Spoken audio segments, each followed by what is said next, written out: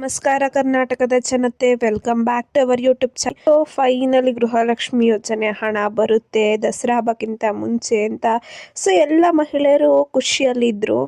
ಅದೇ ಹಿನ್ನೆಲೆಯಲ್ಲಿ ಒಂದು ಬಿಗ್ ಶಾಕ್ನ ನೀಡಿದೆ ಗೃಹಲಕ್ಷ್ಮಿಯರಿಗೆ. ಏನಪ್ಪಾ ಅಂದರೆ, ಬರೋಬ್ಬರಿ ಗೃಹಲಕ್ಷ್ಮಿ ಯೋಜನೆಯ ಲಿಸ್ಟ್ರಿಂದ 1.72 ಲಕ್ಷ ಫಲಾನುಭವಿಗಳ ಅರ್ಜಿನ ವಜಾ ಮಾಡಿದ್ದಾರೆ. ಸೊ ಈ ಲಿಸ್ಟಲ್ಲಿ ಏನಾದರೂ ನೀವು ಇದ್ದೀರಾ ಅಂತ ತಿಳ್ಕೊಬೇಕಂದ್ರೆ ವಿಡಿಯೋನ ಫುಲ್ ನೋಡಿ.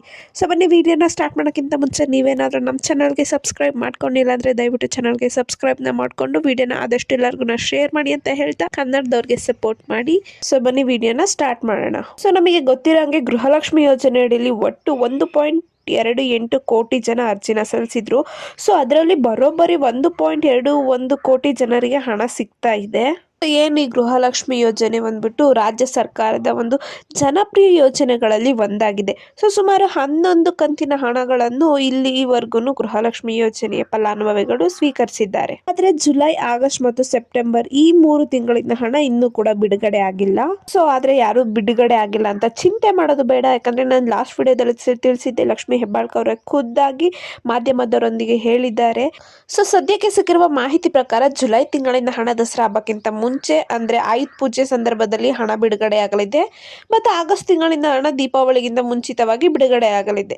ಸೊ ಆದ್ರೆ ಇನ್ನು ಸೆಪ್ಟೆಂಬರ್ ತಿಂಗಳಿನ ಹಣ ಇನ್ಯಾವಾಗ ಬಿಡುಗಡೆ ಮಾಡ್ತಾರೆ ಅಂತ ಯಾವುದೇ ಒಂದು ಅವರು ಸುದ್ದಿಗಾರರೊಂದಿಗೆ ಏನು ಹೇಳಿಲ್ಲ. ಬರೀ 12 ಮತ್ತು 13ನೇ ಕಂತಿನ ಹಣ ಯಾವಾಗ ಬಿಡುಗಡೆ ಮಾಡ್ತೀವಿ ಅಂತ ತಿಳಿಸಿದ್ರು. ಸೊ ಏನು ಇದೊಂದು ಖುಷಿನ ತಂದಿತ್ತು ಎಲ್ಲ ಗೃಹಲಕ್ಷ್ಮಿಯರ ಒಂದು ಮನದಲ್ಲಿ. ಏನಕ್ಕಪ್ಪ ಅಂದ್ರೆ ಅಟ್ಲೀಸ್ಟ್ ಇವಾಗಾದ್ರೂ ಹಣನ 2 ತಿಂಗಳು ಹಣನ ಈ ತಿಂಗಳು ರಿಲೀಸ್ ಮಾಡ್ತಿದ್ದಾರೆ ಅಂತ.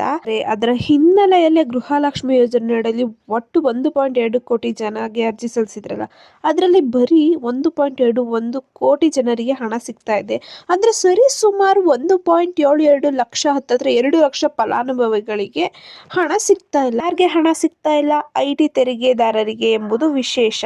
ಸೊ IT ತೆರಿಗೆ ಯಾರು ಪಾವತಿ ಮಾಡ್ತಿದ್ದಾರಲ್ಲ, ಸೊ ಅಂತವ್ರನ್ನ ಈ ಲಿಸ್ಟ್ ಇಂದ ತೆಗೆದು ಹಾಕ್ತಿದ್ದಾರಂತೆ. ಸೊ ಇದ್ರ ಜೊತೆಗೇನೆ ಇನ್ನೊಂದು ಬೇಸರದ ಸಂಗತಿ ಏನಪ್ಪಾ ಅಂದ್ರೆ, ತಾಂತ್ರಿಕ ಕಾರಣಗಳಿಂದಾಗಿ ಗೃಹಲಕ್ಷ್ಮಿ ಯೋಜನೆಯಡಿ ಅರ್ಜಿ ಸಲ್ಲಿಸಿ 1.82 ಲಕ್ಷ ಅರ್ಹ ಫಲಾನುಭವಿಗಳಿಗೆ ತಾಂತ್ರಿಕ ಕಾರಣಗಳಿಂದಾಗಿ ಹಣ ಪಡೆಯಲು ಸಾಧ್ಯ ಆಗ್ತಿಲ್ಲ. ಒಂದು ಕಂತಿನ ಹಣನೂ ಕೂಡ ಇಷ್ಟು ಲಕ್ಷ ಜನ ಪಡೆದಿಲ್ಲ. ಸೊ ಇದರಲ್ಲಿ ಕೆಲವರಿಗೆ ಹಣ ಬ್ಯಾಂಕಿಗೆ ಹೋಗಿದೆ, ಆದರೆ ಅವರು ಬ್ಯಾಂಕಲ್ಲಿ EKYC ಅಂತಹ ಕೆಲವು ತಾಂತ್ರಿಕ ಕಾರಣಗಳಿಂದಾಗಿ ಹಣ ಜಮಾ ಆಗ್ತಿಲ್ಲ ಎಂದ್ಬಿಟ್ಟು ಒಂದು ಬೇಸರದ ಸಂಗತಿಯನ್ನು ಲಕ್ಷ್ಮಿ ಹೆಬ್ಬಾಳ್ಕರ್ ಅವರು ತಿಳಿಸಿದ್ದಾರೆ. ಇದೀಗ ಸರ್ಕಾರ ಏನು ಅರ್ಹ ಫಲಾನುಭವಿಗಳಿಗೆ ಹಣನ ಬಿಡುಗಡೆ ಮಾಡ್ತಾ ಇದೆ, ಆದರೆ ತಾಂತ್ರಿಕ ಸಮಸ್ಯೆಯನ್ನು ಕೂಡ ಬಗೆಹರಿಸಿಕೊಂಡು ಅವರಿಗೆ ಹಣ ನೀಡಬೇಕು ಎಂದ್ಬಿಟ್ಟು ಸರ್ಕಾರ ಬ್ಯಾಂಕ್ಗಳಿಗೆ ಸೂಚನೆ ನೀಡಿದೆ. ಸೊ ಈಗೇನು 1.82 ಲಕ್ಷ ಮಹಿಳೆಯರಿಗೆ ಇನ್ನು ಹಣ ಬಂದಿಲ್ಲ.